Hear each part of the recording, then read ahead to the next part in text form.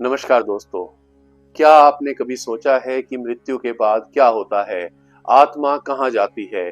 कौन सा कर्म किस रास्ते पर ले जाता है? और गरुड़ पुराण को सुनते ही लोगों के मन में डर क्यों बैठ जाता है?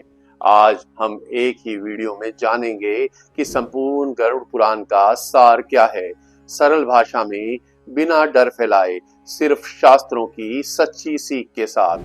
नमस्कार दोस्तों, आप देख रहे हैं सनातन टॉक्स, जहां हम सनातन धर्म के गूढ़ रहस्यों को आम जीवन से जोड़कर समझाते हैं।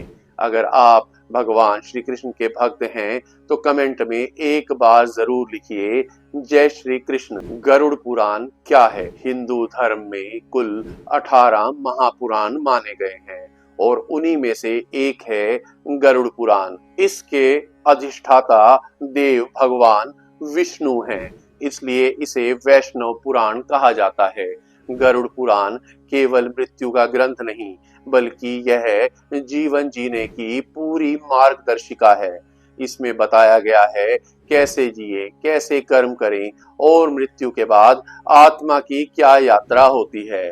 क्यों पढ़ा जाता है गरुड़ पुराण मृत्यु के बाद? अक्सर लोग कहते हैं कि गरुड़ पुराण सिर्फ मृत्यु के बाद पढ़ा जाता है, लेकिन सच्चाई यह है कि यह पुराण जीवित मनुष्य के लिए लिखा गया है। मृत्यु के बाद इसका श्रवण इसलिए कराया जाता है ताकि परिवार वाले जीवन और कर्म का सत्य समझ सकें और अपने दुख को ज्ञान में बदल सकें। अब बताते हैं हम आपको गरुड़ पुराण की संरचना के बारे में।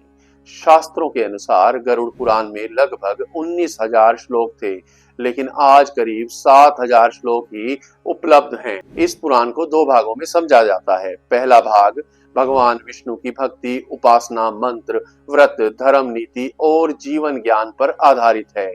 दूसरा भाग प्रेत खंड कहलाता है, जिसमें मृत्यु के बाद आत्मा की स्थिति, यमलोक, स्वर्ग, नरक और कर्मों के फल का वर्णन मिलता है। 84 लाख योनियों और कर्म सिद्धांत। गरुड़ पुराण बताता है कि आत्मा 84 लाख योनियों से होकर गुजरती है। मनुष्य को जो योनि मिलती है वह केवल उसके कर्मों पर निर्भर करती है। अच्छे कर्म आत्मा को ऊंचा उठाते हैं और वहीं बुरे कर्म उसे नीचे गिराते हैं। यहाँ कोई सजा नहीं, यह सिर्फ कर्म का प्राकृतिक परिणाम है। प्रेत योनि का रहस्य। अगर किसी व्यक्ति की मृत्यु दुर्घटना, आत्महत्या या हत्या से होती है या उसके कर्म अधूरे रह जाते हैं तो आत्मा को शांति नहीं मिलती। ऐसी आत्मा प्रेत योनि में भटकती है। इसलिए शास्त्रों में पिंडदान और श्राद्ध का विधान बताया गया है, ताकि आत्मा को शांति मिले और उसकी आगे की यात्रा सफल हो सके। दोस्तों, अगर आपको सनातन धर्म का यह गूढ़ ज्ञान सरल भाषा में पसंद आ रहा है तो सभी हमारे चैनल सनातन टॉक्स चैनल को सब्सक्राइब जरूर करें। यह ज्ञान जितना फैलेगा उतना ही समाज सुधरेगा। स्वर्ग और नरक का वास्तविक अर्थ। गरुड़ पुराण में स्वर्ग और नरक का वर्णन डराने के लिए नहीं, बल्कि चेताने के लिए किया गया है। नरक कोई अलग लोक नहीं, बल्कि कर्मों का अनुभव है। जो व्यक्ति जीवन में दूसरों को कष्ट देता है वही उसी कष्ट को भोगता है, और जो सेवा, दया, सत्य और भक्ति में जीवन जीता है वह यही स्वर्ग का अनुभव करता है।